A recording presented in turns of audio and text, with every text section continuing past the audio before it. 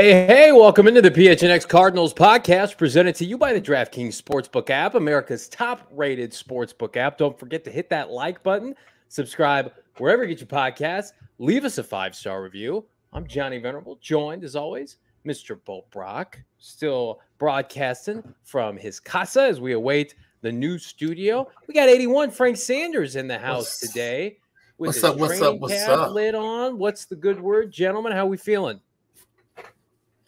Feeling good, man. Brother. I'm ready to stop talking about a 21-game win streak going in the preseason. I mean, this is embarrassing. I wish the Arizona Cardinals would either A, put an end to this, or just John Harbaugh just takes a fall and stops, this madness that is 21 games in a row in the preseason. Nobody cares, right? Nobody gives a shit about that. Nobody cares, brother. 21-0, it sounds good, but in reality, at the end of the day, if you're not holding the trophy, it means nothing. Thank you. Real games. Talking about practice. Real games just, I think, roughly 3 weeks away, 3 weeks from Sunday. It's hard to believe. And as we turn our attention to week one, could there be a return for a former Arizona Cardinal cornerback, that being Robert Alford? So it's a name that we've speculated for much of the offseason, gentlemen. Alford, who I think had a banner season last year before his injury, highest rated quarterback via Pro Football Focus on the Cardinal roster, took a visit with the team, which is weird because he was on the team for 3 years, March 24th of this past year. Well, you may be asking yourself, why is this relevant now? Well, number one, the Cardinals need cornerbacks. And number two, before he deleted it, Robert Alford posted this today on his official Twitter account. So it's a GIF. So it's him and his Cardinal brethren for our audio listeners in GIF form. And then everybody, including myself, ran with speculation.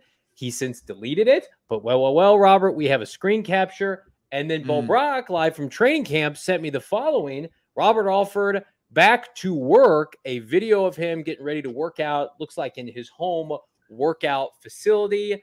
Speculatory, is this happening in Arizona?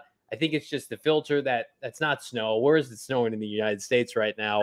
But all this to say, it looks like Robert Alford, he's ready to get back on the grind. And shit, Bo, I feel like Cardinals should be like, hello, Mr. Robert Alford, RA, come back. We need you in the secondary ASAP.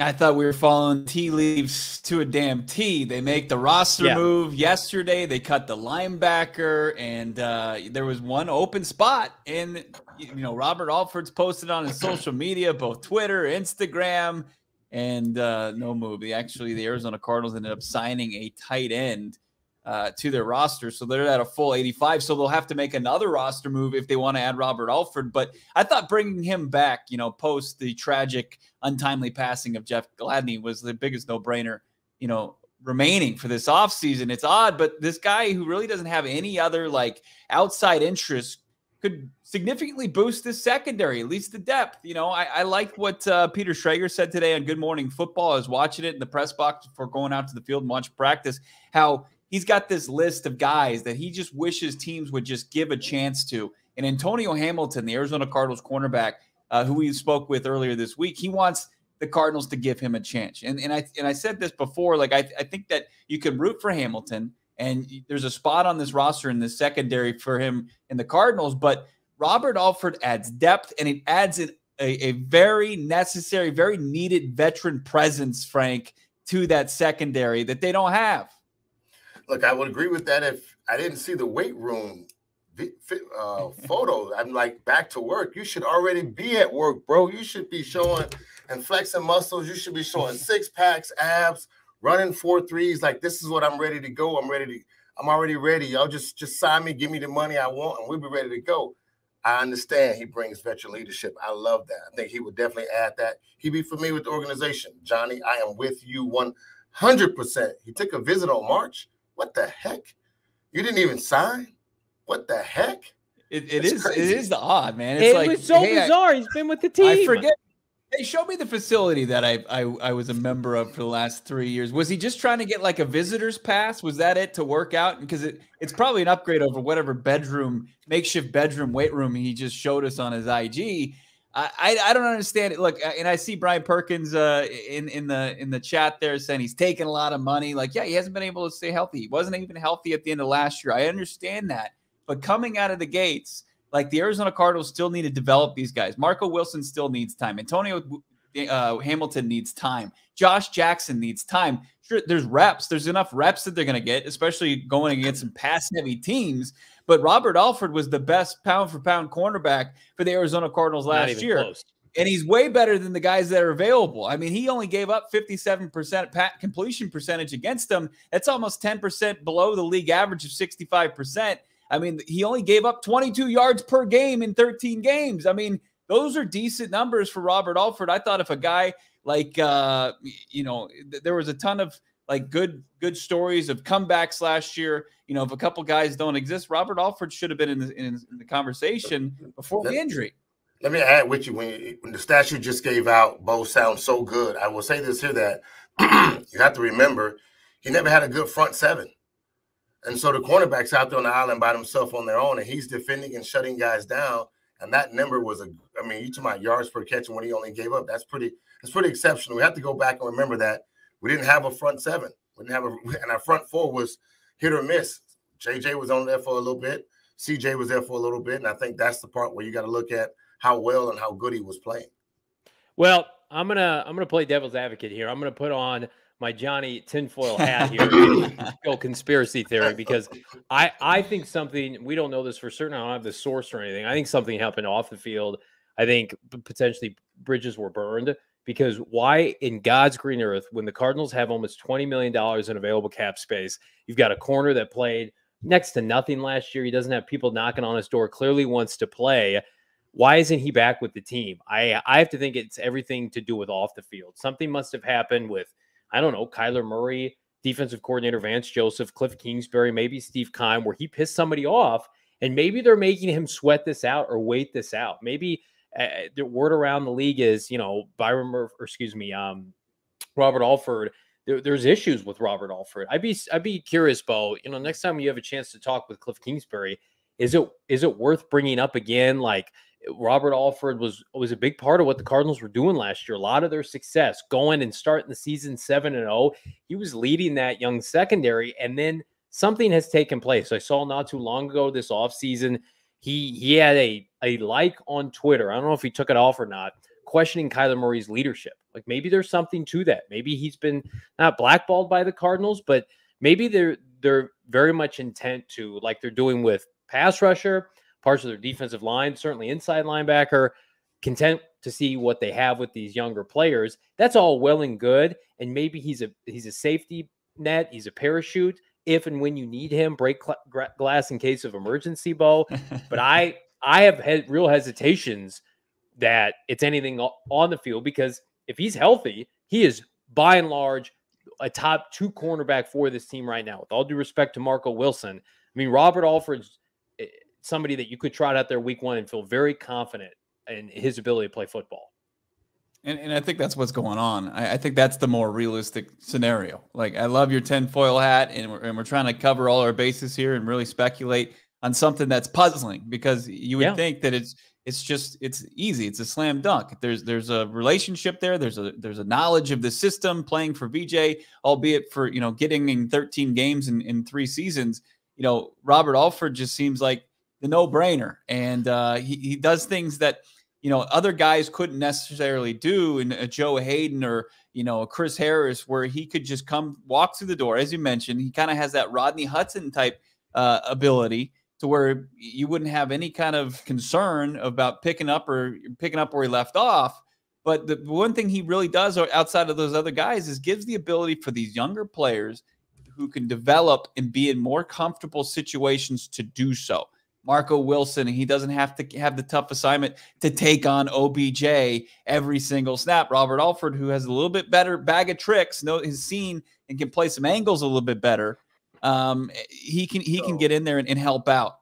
Robert Alford, when he played over 70% of the snaps or close to it, Frank, Cardinals were 8-0 in 2021. Pretty good. Hey, you guys are my agent. You just sold me. You guys are my agent right now. How much am I worth? What am I asking for? Well, here, let me tell you right now. That's probably the answer. They're not meeting his number that he wants. You know, can anybody on this podcast tell me his cap hit from last year? Because I have it in front of me. You guys want to take a guess what he got paid last year? $1.5 million. He got paid. Frank, go ahead. You take a guess. $7.3 million. No, not even. You guys are outside your damn mind. So his base salary was $990,000. His cap hit was $850,000. And that's the reason why I believe that he's not coming back. Take $2 million and drive up Steve Keim to Robert Alford's house and knock on the door and give him $2 million and say, come and save our secondary. Please, if you can come past the physical. We didn't get word he worked out for the team on the 24th. We got no word that he was injured at the end of the year. I think he played in that playoff game. Like, he was healthy to end the season. Give him $2-3 million. No. Who can? Was he hurt at the end of the season? Yeah, he tore his pec. He tore his pec. He was out. So maybe he can't pass a physical right now. Well, I mean, he's got his bench press set up. I mean, his pec better be all right if he's got his bench set up. Go back to that picture on Instagram. Is it just for show? Yes, for show. Yeah, that's. I mean, if you tore your pec, what is that? Is that a bench press or is that?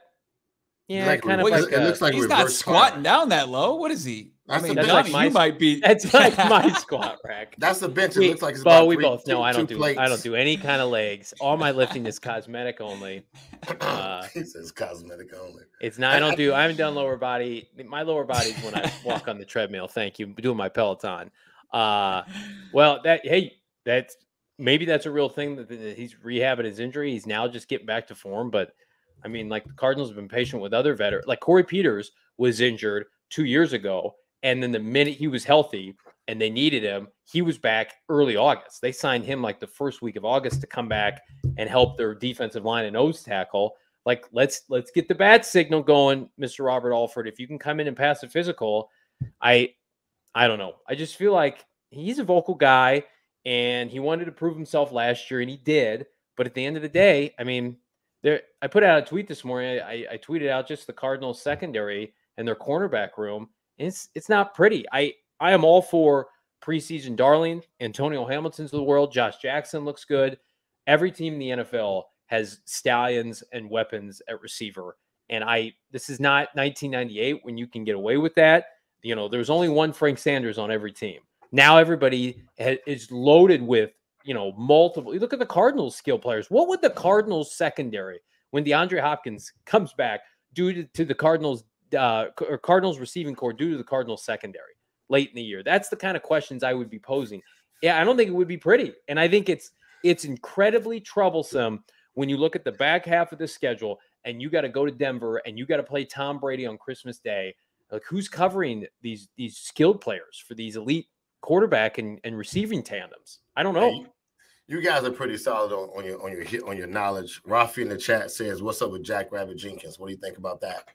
I love him personally. Bo's been banging that drum for a while. Yeah, I think as far as Jack Rabbit Jenkins goes, formerly known as the artist formerly known as Janoris Jenkins, the guy who would just crush the Cardinals. And poor John Skelton, I think he had 2 pick sixes against him in one game at UFP. But Jack Rabbit is, if you look at his overall numbers, you're probably concerned. But look, everybody has red flags. They need a guy who can play outside. And as far as Jack Rabbit Jenkins, according to Pro Football Focus, he was the 3rd-rated outside cornerback in the NFL last year. I mean, that's what they need. They need somebody that can play outside so they can move Byron Murphy inside. And you have that veteran presence. I would love Jack Rabbit Jenkins. I think him and Alford are slam dunks no matter which direction you go. You keep a guy like Josh Jackson. Completely different about the secondary if they go out and sign those 2 guys tomorrow, Bo, wouldn't you? Absolutely. Absolutely. I mean, it would completely change the perception of this defense as a whole going into the regular season if they added just one veteran guy. I don't think that there's a group. Can you think of a group on this team that needs that boost more than the secondary? I would have said defensive line before last Friday night, and then I watched the Cardinals reserves kick the shit out of the Bengals, and I said, I feel pretty good about Rashad Lawrence. I feel pretty good about some of these rotational defensive tackles. I mean, maybe inside linebacker, but I would say that is less pressing because at least we've got somebody like Zaven Collins that we're just going to see sink or swim. Defensive backs, Frank, corners, you need 4 or 5 of them that can play. Because you know what? some guys, somebody just mentioned in the chat, Byron Murphy got banged up at the end of last year. People are going to get hurt. Could you imagine the landscape of this cornerback group if Byron Murphy got hurt early on? You would be especially screwed. You definitely need a major rotation at the defensive line as well as now, considering the secondary, because there's just so much. The offense right now is a four receiver, 5 receiver set, and it's a running gun offense right now in the NFL. And then not only that, you got quarterbacks that are mobile. So you need guys that can rotate on the defensive line, especially there. And then you also need guys you can bring in this conversation between the nickel and dime defense. That's 5 cornerbacks and 6 cornerbacks. 6 cornerbacks being a dime defense and 5 cornerbacks being a nickel defense. And that in itself definitely means you need to have rotation, guys that can stay healthy, guys you can move around. And again, like we got caught with our pants down last year when our guys got injured, and teams were able to move the ball, pretty easily against our defense. Bo, had you seen this? Jordan P. Gamble said Cardinals will be trading for a cornerback next week. The question is, who is it? We had heard that Gamble had said the Cardinals wanted to trade for a corner. Why wait till next week? I don't know what the debt. Would you want the cornerback to come in as soon as possible to help, ingratiate yourself in the secondary? That doesn't seem. I don't know if that's a best practice or not. Was Jordan P. have to elaborate a little bit more? Was he specific in his verbiage that it's going to be next week? I hadn't heard that, Bo. That's an interesting. Didn't think you could forecast trades like that. Yeah, we're good next week. Expected a chance of a trade and to boost the secondary. Maybe it's because you'll start to see these rosters even get down from 85 to 80. Yeah. I mean, one thing we could be overlooking here is guys like Janoris Jenkins or Jackrabbit Jenkins, and Robert Alford are vets, guys that can just walk into any facility and probably find themselves playing close to starting reps and snaps. Maybe they're saying there's a verbal agreement of some sort and saying, hey, and I know that's completely against what the NFL rules are on that, but or under the table handshake agreement that once training camp, which ends tomorrow, is done and getting up early and doing all this crap is over, they'll put pen to paper and come to the facility and be like, okay, I didn't want to have to go through the rigors of training camp. Now let's do this. I'm ready to play. If the Cardinals pull a fast one and have the most inactive offseason in recent memory in terms of transactions, not TMZ bullshit, but transactions, and then tomorrow, because it's the end of training camp, they flip a switch and they go stir crazy and they spend their $17 million, I will eat all the crow. I think, Clay Comb, or was it Clay Comb or somebody else said, yeah, it was Clay Comb, Bidwell being cheap. I don't think it's that. But I do think they have a new way of looking at things where they don't invest in veterans unless they absolutely believe in the person, Frank, even if it's $1 million. And look, they don't. I agree with you 100% on that. They don't. They hold that money bag tight to the vest. They have to realize that you bring something to the table. I agree that it does look like we're going in a new direction, and I'm okay with the direction that we're going in if we're going to develop guys. The guys that you drafted, that you brought in, that you believed in, you're going to give these guys an opportunity to kind of develop offensively and defensively, whether that be offensive line and defensive line. That has not been this conversation. That has not been the story of Steve Kimes, and we all can agree to that. And the reality right now is that, look, I got a new lease on life. I got 6 years with a young coach. I got 6 years with 5 years with a young quarterback, and we want to develop this team into something that can grow. Trust your scouting department, trust your draft picks and your free agents, and see what they bring to the table. The evaluation right now, Bo, is so strong that we're not even playing our veterans in the preseason. And that in itself tells you exactly what it is. I do agree 100% that the veteran cornerbacks that are out there, whether it be linebacker or in the cornerback field, they don't have to come in right now because they'll just be working out with rookies and guys that are trying to make the team. If you already know these guys are good, let them sit home, get healthier, or just wait till the preseason gets done. Also, it might give you a better chance to negotiate price-wise because the season has started and now you're getting paid real money. You don't want to miss that real money. You'll miss the fake money, Johnny. That's that training camp money, $2,500, $5,000 a week. But you don't want to miss that check that's $175,000 a week. Gambo on Twitter, Bo, and Frank, I checked an exchange he had with Vic, one of the friends of the show, saying that they will trade for a cornerback. It's going to happen. So there you have it. I don't know if it's next week. I think we've got some verbiage here from Jordan saying that on his radio show today, we love Gamble, friend of the show, great guy, and confirmed he's got a lot of inside knowledge. Also confirmed on his Twitter they're going to trade for quarterback Bo Brock. So there you go. So be on standby now for an emergency pod if and when the Cardinals do trade for a veteran. I wonder what organization it is. I'm really curious to see who they're targeting. I mean, you look to kind of the teams with very low expectations. You know, is there strength in secondary somewhere with teams like Jacksonville or the Giants or I don't know. You know, I wish I could follow Gamble. He blocked me a long time ago. I don't know why. No, we'll have to fix that. Well, you go talk to Mike Jarecki for me, and I'll talk. Okay. I don't care about Jarecki. I don't care what Jarecki thinks. Gamble's a good guy. Download the DraftKings Sportsbook app now, and you can bet on preseason football. Bears, Seahawks tonight. Anybody interested in some Nathan Peterman action? I know I am. Take the Bears plus 3.5. Take the over 39.5. You can also take the Arizona Cardinals money line on Sunday night, as my guy, Trace McSorley, my new guy, absolutely deals to the likes of Trey McBride. The Cardinals will end, you heard me right, will end the Baltimore Ravens 21-game, ridiculous preseason win streak. You can bet on it right now on DraftKings. If you bet $5 also on college football, you can get $200 in free bets instantly. So we've got college coming up, NFL preseason. The place to be is DraftKings. That's promo code PHNX only at DraftKings Sportsbook. Bet $5 on college football. $200 in free bets instantly. You got to be a new customer, though. Minimum age and eligibility restrictions apply. See those show notes for details.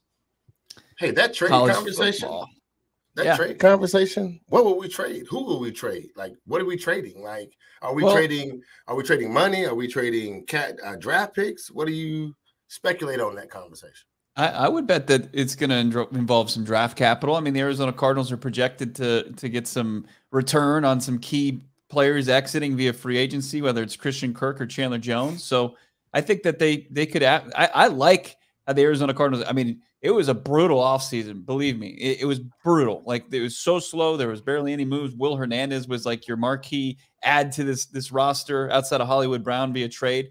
But Steve Keim has set himself up with assets to make plays and not just sit on this roster throughout the season, and continue to be active and build on this roster with cap space and draft capital. So, yeah, I mean, they have the ability, potentially an extra third-round pick because of Chandler Jones, Johnny. I don't think it's a throwaway, like, depth move, because you can do that in free agency. You can sign somebody now to come in and be your fourth corner. If they're trading a pick for a player, it's going to be probably a premium pick, as Bo mentioned, that extra third-round comp pick that you're going to get for Christian Kirk next offseason. I think it's going to be someone of note that's an outside starting cornerback that you compare with Marco Wilson, Josh Jackson, and then you can, because they don't want, as much as they tout Byron, and we love Byron on the show, they have said time and time again, Cliff and Vance alike, they want him to play the slot corner. And that's fine, right? Mm-hmm. Not ideal maybe for the 33rd overall pick, but that's where he's at this point. It's going to be a bona fide outside corner of note if they're going to trade for somebody. Because why would you trade a 6th or a 7th round pick for somebody who may not even make the team? If you're waiting and you're like, I have my eye on X player and we're just waiting for the rosters to be whittled down, you know what you're going after. And it's somebody of note. And it's a team maybe that likes their younger corner group. Maybe it's a new regime, dumping a salary. Bo and I have talked about that a couple different times where, you know, the Cardinals now can absorb some money. They've got $17 million in cap space. I guess Bo will wait with bated breath here. We will. Look, I would love to see them to actually make the move. I really like scouring the depth charts, and I saw a couple of some good suggestions in the chat. Like, what team really is willing to deal a cornerback, a starting caliber outside cornerback at this point? It's just you got to kind of figure out, like, who's got depth at the position and who's got maybe some sort of rift with a player that they don't feel like they can move forward with. And that's going to be really interesting to see, because I don't see a lot of people fitting that profile, but it always comes up. Sometimes, players always become available at positions like that. Well, I'll ask Frank this real quickly, Bo. Like, I feel like we're getting to the point, the season's starting so soon. Like, if you're an ownership group, like once upon a time with the Cardinals when you were with them, Frank, like, you can't sell off pieces right before the season. Then people are going to be pissed off and they won't go to your game. If you're the Chicago Bears and you sell off like a Robert Quinn right before the season or somebody of note, like how does that excite your fans? I feel like we're past that point. Well, if he was somebody that was a jersey, he sold jerseys, and the fans were ingratiated to him, then that would be different.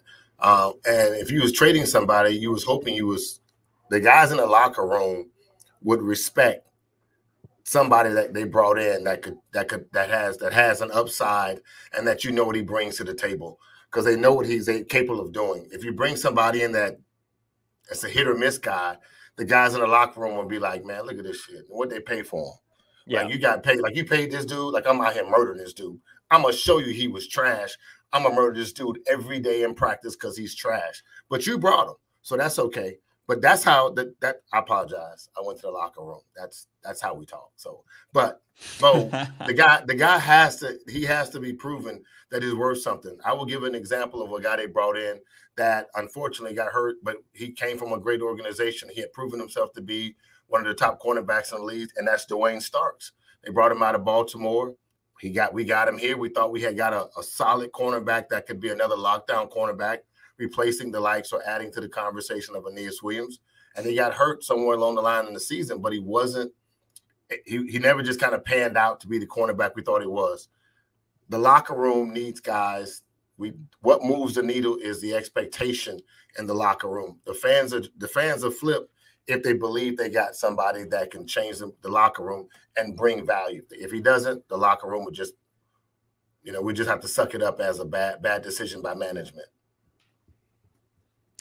Yeah, I like the guys they have currently in place as depth guys, as developmental pieces. But, as far as somebody who's ready to come in there and face this, this Chiefs wide receiver core, includes, best playmaking tight end in the NFL and Travis Kelce.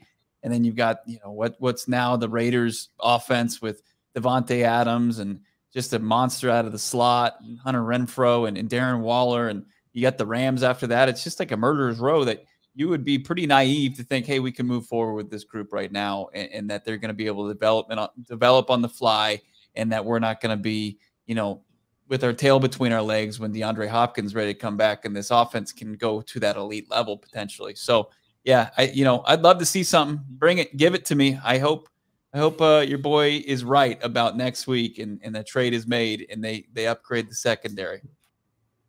I'll make it our boy. We'll make Gamble on this podcast, just like we make Bull Brock 4 Peaks 8th Street Pub. Yes. Brewery. Absolutely. And it's we've got our last Wednesday of the month coming up. We're excited to get out and hang out with everybody out there on the 4 Peaks Brewery on 8th Street in Tempe, 4 Peaks on August 31st. Come out with good fun, good food, and of course, great beer. Our last Wednesday, we're announcing our next winner for our Toast of the Month sweepstakes. $50. I almost put a hundy in there. $50. You'll cover the other 50, Bo. I don't know about that. A PHNX shirt of your choice and a PHNX annual membership. That'll get the value up over $100 right there. Go to ophnx.com. Click the link in the show notes so you can get yourself in to these Toast of the Month sweepstakes. But if you're going to meet us out there, as you should, August 31st, last Wednesday of the month, hang out with us. Talk to Frank, talk to myself, talk to Johnny. Let's hang out. Don't talk to Frank. Frank got kicked off. Yeah, Frank was like, damn, don't include me. I'm out of here. But yeah, you must be 21 years or older. Enjoy that 4 Peaks beer responsibly. I love all the people in the chat going after Gambo, asking him about the trade. And, for the sake of our show and content, I appreciate you, as does Bo Brock and Frank Sanders now rejoining us. And I don't know, should we keep this party moving on the trade discussion, or should we talk a little bit about what we saw or what you saw specifically at practice today? Yeah, it was more install. It was more guys getting ready for the game on Sunday, which is going to be another evaluation game. You're not going to see any stars except for Trey McBride, who continues to make plays. We saw more Kyler Murray, Hollywood Brown ramping things up today in practice. We saw some DeAndre Hopkins out there for a bit. So it's exciting, right? I mean, we're cautiously optimistic as this team stays relatively healthy. We're not staring down any, significant injuries. You hope that Rodney Hudson can get back on the mend and be ready to go week 1. Marcus Golden continue to monitor that situation, but more on that offensive line. I think a guy that stood out, Johnny, in preseason week 1 was a very great surprise in the Oklahoma draft pick, Marquis Hayes, the guard, just playing next to Josh Jones. And it's just like, man, if these two guys can pan out, the perception of this offensive line going forward has completely shifted from where it was maybe a month ago. And they had who under contract that you could really rely upon? Nobody in the starting unit. That's for damn sure. But if you've got guys like Josh Jones and Marquis Hayes who can be legitimate prospects, and they'll continue to hold that label right now, that you feel like you can build with and develop. I mean, that's a lot further than we believe they were last month. And Sean Harlow, he's not a prospect. He's 27, but we're encouraged by his play so far. Stepping in for Rodney Hudson so far, Frank. Hey, look, what I love about this is right now is that our offense did not have any real starters that you could say. And so the young guys felt like they were hungry. They're showing that they're hungry and that they want to play. These guys, they were never afraid about the veteran leadership. DJ Humphries pretty much seemed like he locked up one of the tackle positions, but everybody else, you felt like you can come in and play. And I think these guys are showing that they're hungry. They want to come in and play. They're learning the system pretty fast. These guys are showing that, hey, I want a job. The veterans that were here, you weren't proving that you had a job. And I think that's pushing the veterans to play. That's pushing the guys and the energy that's moving this offensive line along the way. You saw what they did, against the Bengals. They looked like a unit, which was kind of surprising, right? We didn't expect it out of these guys, but I'm excited about what this offensive line is doing. The young guys look hungry. They're making the veterans earn it, and they want a job, and it's showing.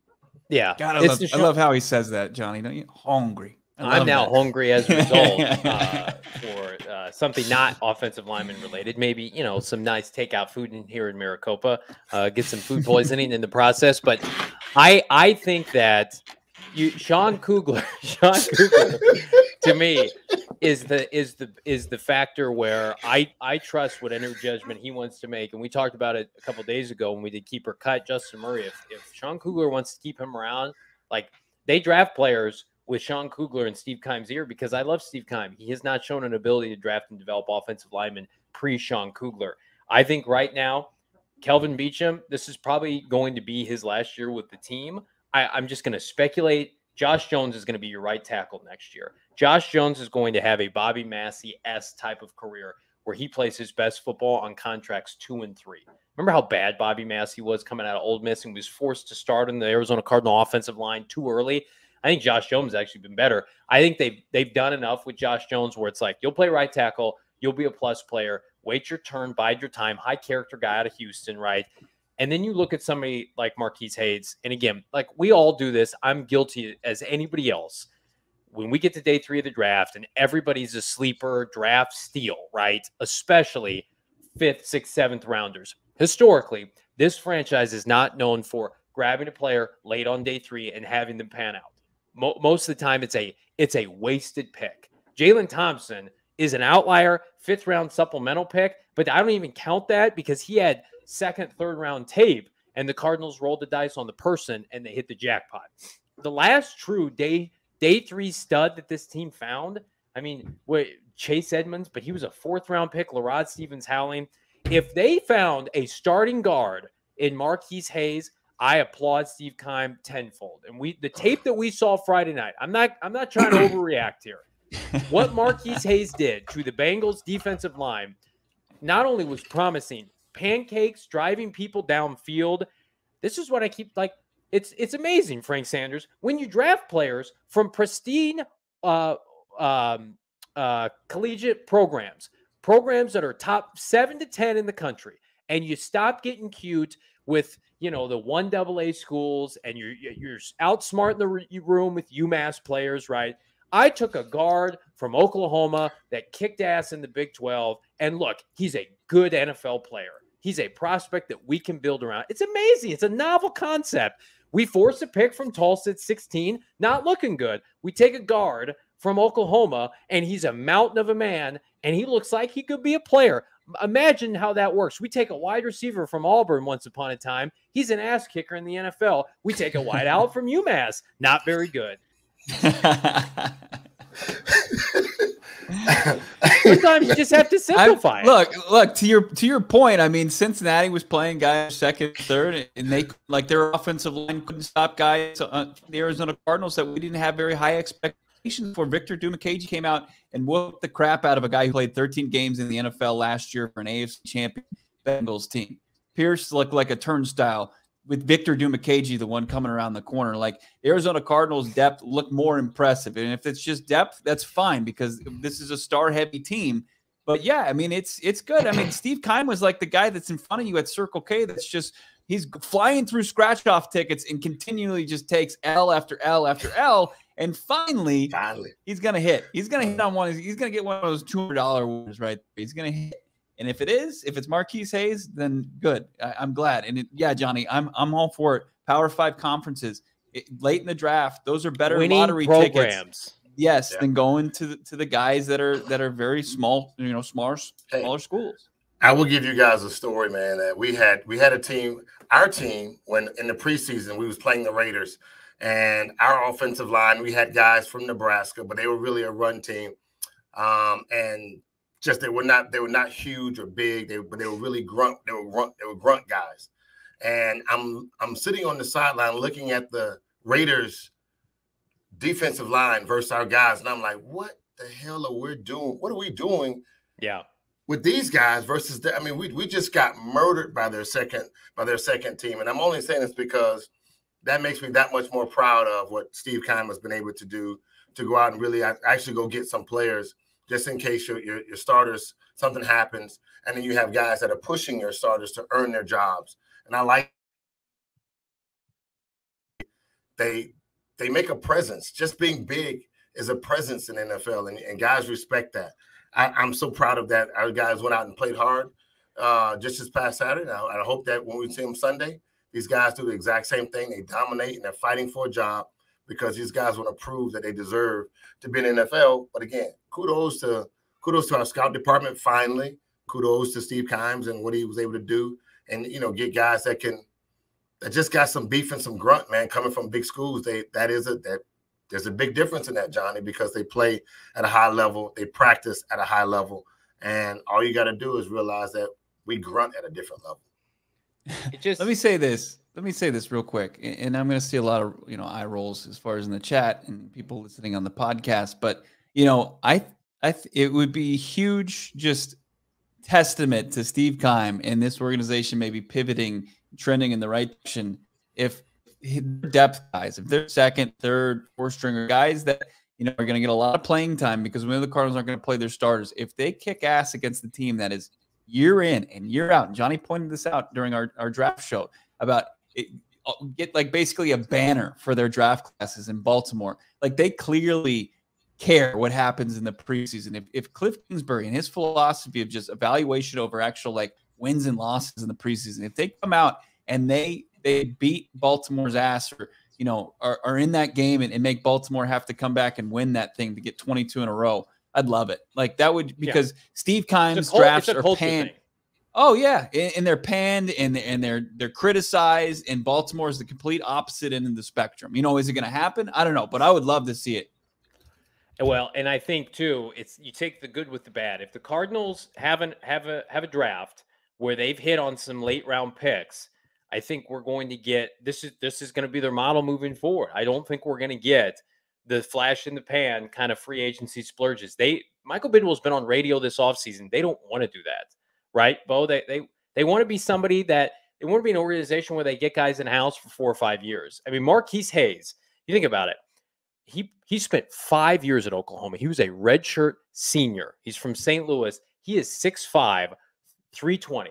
So he is somebody, if you think about a player template for the NFL, he played 5 years at a Power 5 school that's consistently competing for national championships, and he has that physical presence and pedigree. Like, no shit, he looks like one of the best players out on the field. And frankly, it's refreshing after watching the Hassan Reddicks and Isaiah Simmons and Andy Isabellas and Brandon Williams of the world, where it's like, we got to be patient with these guys because they play at small schools. I'm like, okay, that's fine. But once in a while, man, when was the last time? And we're probably, Marquis Hayes might not play this year, and that's fine. When was the last time the Cardinals had a rookie pick of any round outside of Kyler Murray, because that's an outlier first overall he had to play, that had an impact rookie season of note. Like, that guy is trending in the right direction as a rookie. To me, the only one I can think of outside of maybe David Johnson the last half of his year, and it's running back, so I don't even count that, is probably Tyrann Mathieu. Tyrann Mathieu was one of the best players in college football, played at LSU, and then immediately was one of the best players on the Cardinals, Bo. I can't, like, those are the kind of picks. I think Smokey, Yeah. John Brown. I mean, he was making big plays in that offense, but, he was 600 yards though as a rookie, something like big that. play against Philly at the end of the game where his fingertip catch. I mean, it was massive. But no, it's few and far between. Andre Ellington, another running back, 6th-round pick who might be, Steve Keim's best lottery pick. Budda Baker was a special teamer as a rookie. He did not play in the secondary much. Calais Campbell was a backup on the Super Bowl team. They do not get impact rookies. That's why when you see somebody as promising as Marquis Hayes looked on Friday night, your ears perk up. Budda played he was a special teamer Pro Bowler as a rookie. He was not a special team. He was not a safety Pro Bowler. Somebody said, Frank, so I'll get Frank some Gigablast internet. Typically, we do not make Frank, if we can help it, log in from his home. But again, studio is under construction with PHNX. But we got so much good shit planned with our studio, with our tailgates events. I can't even begin to describe how promising it's looking for all of you to come hang with us. If you want to do that, which why wouldn't you? But I need you to get a COVID-19 vaccine in the process. COVID-19 vaccines are free for everybody 5 and older. Those 12 and older are also eligible for a booster shot. All you have to do is you got to visit azhealth.gov/find-vaccine for a location nearest to you.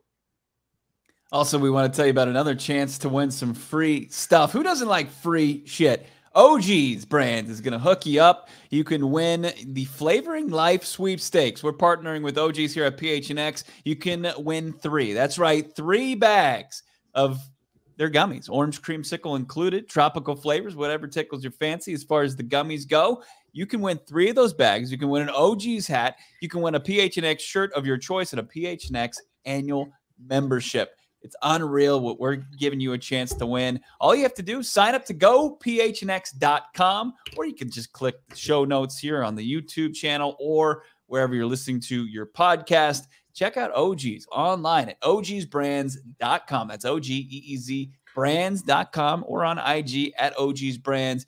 Find their products in your local dispensary. I heard little whisper of a little party going on at the Maya Day Club on Saturday this weekend, thrown by our friends at OG's. Johnny, you getting the field? Are you getting the hall pass for that one? That was a one-time hall pass. I had my licks at the pool party. Took my licks, I should say, and that was a great time. I hear that they're going to do potentially a broadcast from there, like a live hit. Shano told me today there's a special group of PHNX brothers and sisters that are going to go on Saturday and do a live show of some kind. I don't know what that's going to look like. I could be kind of putting my foot in my mouth here, but Shane told me some very exclusive PHNX personalities are going to be live from the My Day Spa Club. So tune into that, because good hell, that's going to be a shit show that you do not want to miss.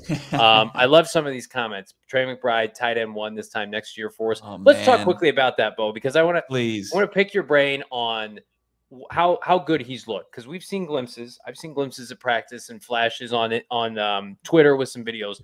But like I tweeted this out earlier, I feel like his hands are some of the best hands already on the team.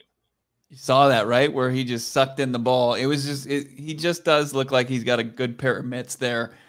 You like, if obviously the size, the physicality. I think there's like Cliff Kingsbury is riding the line between like frustration of the back soreness that kept him out and the excitement that he sees on the field when Trey McBride is available. We're really going to get a taste of it come Sunday night. And I know it's Trace McSorley throwing him the ball, but I think it's going to be undeniable that he's going to be a guy that when he gets his opportunities this year, and, congratulations, by the way, to the Ertz family that just welcomed their first kid. That's tight end 1. But when he gets his opportunities and they're in that 12 personnel and you've got the 2 tight ends on the field, like Trey McBride is going to be a big mismatch maker for opposing defenses, and he's going to be able to take advantage of it with that skill set. I'm looking forward to seeing it. He's definitely going to add something different to the offense, something no one's ever seen. I think he becomes an extra blocker. We need that all. We definitely need an extra blocker, but also one you can just kind of check and then turn around for the ball if Kyler gets in trouble, and he can make something happen. I can't wait to see him. The back situation, apparently they did a very good job, Johnny, of allowing him to rest his back. But yeah, I can't wait to see him get out there, man, and really kind of mix it up. I'm pretty sure he's excited about his first opportunity. Well, I have been burned, as many Cardinal fans have, of getting my hopes up for a rookie tight end from Rob Hausler, right? The kid out of Notre Dame once upon a time. They have. I don't think there's a guy that has the play. I don't think they had the playmaking ability of McBride. I really don't. I think that they don't have the body control. I don't think they had the hands. I think that they were guys that could do a couple things here and there. But I think that McBride, the evaluations were right as far as him being the best tight end in this class, and I think he's gonna buck that trend for it. But he just Elon5 says Troy Nicholas. That's who I was thinking of. It's not Troy. He's not Troy Nicholas at all. No, that was the name I was thinking of. Yeah, right. I know. That hurts. It does. It hurt my soul when they drafted him because I'm like, he seems stiff, and you know what? He was pretty stiff. He had a cup of coffee in the NFL with New England, and then he's probably selling insurance somewhere. He's got a degree from Notre Dame. He'll be fine. I think he was from the Matthews family. He was that big Matthews family. Bruce Matthews, Clay Matthews. Didn't get the long NFL gene apparently, but McBride to me looks like what every great tight end is in the NFL now. You have to be a plus receiver. It can't just be and I can catch 30 balls a year. And anybody who watched him, the only reason I was so bullish on him when the Cardinals took him, it's the relationship that PHNX has with DMVR and DMVR Colorado State and our affiliate with them and our relationship with them. And people from that program who cover that team, granted they could be biased, whatever, say that he is the best player to come out of that university, to come out of that conference in a long time. When he's the MAC Player of the Year and he's dominating, not only dominating, but he is the only reason they're able to move the football. Like that's the difference from I know Andy Isabella had big numbers at UMass, but what translates well that Trey McBride does. I don't mean to get on Andy.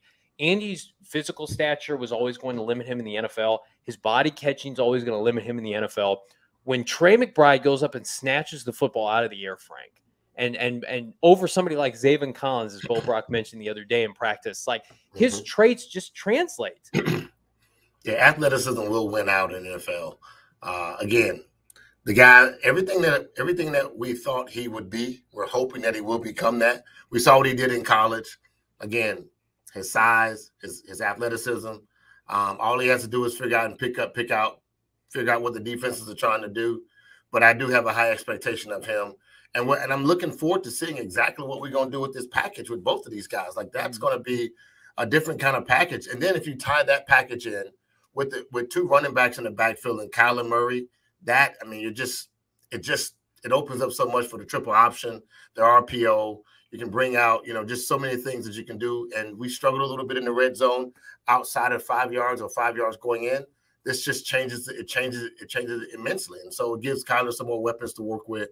I'm looking forward to seeing what Cliff and the offensive coordinator and these guys can put together with this kind of package on the field. I don't want to get my hopes up, guys, but I'm officially getting my hopes up. Get it. I'm ready to put down some money on DraftKings right now that Trey McBride is going to lead the Cardinals to a W Sunday night. Play him the whole first half, Bo. What could that hurt? I mean, his back, but you do want to see what he's got a little bit, and I don't think Cliff is going to send him out there if there's any question of whether or not he can re-aggravate something as far as back at this stage in the preseason. But I saw somebody was asking about Marquis Brown. Hollywood looks great in practice. Everybody talks about his hands, and, how the case of the drops got him a little bit last year, and it really was one bad game. He had a horrible game against the Detroit Lions where he had 3 big drops, crucial drops in that game. They needed Justin Tucker to hit from an NFL record distance to win that game and sneak out of there with a dub. But Hollywood Brown looks good. He says he's healthy. He had a hamstring injury the previous training camp that he said was very serious. He's completely 100% healed from that. He's contorting his body. He's running full speed on routes. He's catching passes from his guy, Kyler Murray, and he just looks really well. You can find video of Hollywood Brown, of course, on our Twitter at PHNX_Cardinals and on PHNX Sports' Instagram page. Yeah, I'm bullish on the weapons. Not bullish on the secondary yet. I'm bullish on the weapons for the Cardinals. You should be too. You should also be bullish on this podcast. Subscribe. Leave us a 5-star review wherever you get your podcast. If you're hanging on YouTube right now, everybody go and like this video. It does wonders for the algorithm. Make sure this video gets shared. This is the only place you're going to get Elite Cards content on a daily basis, unfiltered, where you, the PHNX community, can come in and be a part of the conversation. That's what we do better than anybody else, because we love the fans, because we are fans of the Arizona Cardinals. We want to see this team do well. Go to gophnx.com, read the work of my many talented peers, including Mr. Bo Brock, as we wrap up training camp tomorrow, which is crazy to think about. And with the NFL season on the cusp, we have the best shirt coming your way from the PHNX Merchandise Locker. I can't say what it is yet, but you are going to want to comp that ASAP, and we will debut it on the show just as soon as we are given the thumbs up. Give us 2 thumbs up. Give us a 5-star review. Give us a like. This has been the PHNX Cardinals podcast. For Frank Sanders, 81, Bo Brock, I'm Johnny Venerable. We're back. This threesome again, mañana, as we put a bow on Cards training camp. And potentially, could we, gentlemen, have a new cornerback? We shall see. Later.